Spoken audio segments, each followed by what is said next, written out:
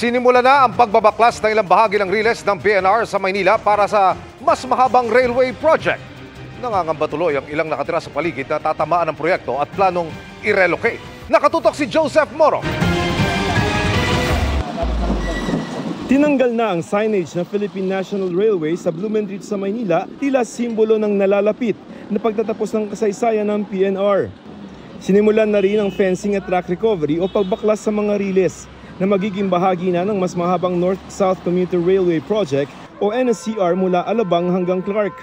Sa lawak ng babakurang lupa tatamaan ng ilang mga malalaking bahay. Sabi ng mga taga rito, halos buong barangay 349 ng Maynila ang mawawala. Kaya napaluhan na lamang si Aling Lourdes na lampas 60 taon ang nakatira sa tabing riles. Nakakalungkot to. Dito kami tumanda. Tapos bigla kami mawawala. Tsaka dito nagtatrabaho yung mga anak ko. Dito na rin lumaki at nagkaedad si Aling Corazon na minana pa sa lolo ang lupa.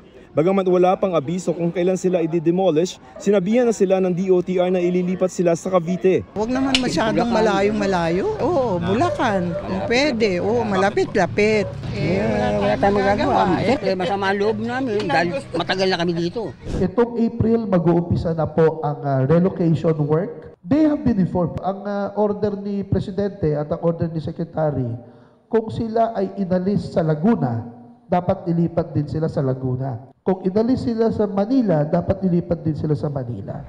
Ayon sa Transportation Department, ikinakasa na raw ang mga paghahanda para hindi masyadong mahirapan ang mga ililipat na pamilya. Kabilang ang subsidiya para sa pambayad upa o rental subsidies at allowance para sa mga apektado. Pagsisiguro ng Department of Transportation, hindi raw gagawing biglaan ang demolisyon ng mga bahay at gagawin lamang ito kapag kailangan na ng PNR ang lupa para sa konstruksyon.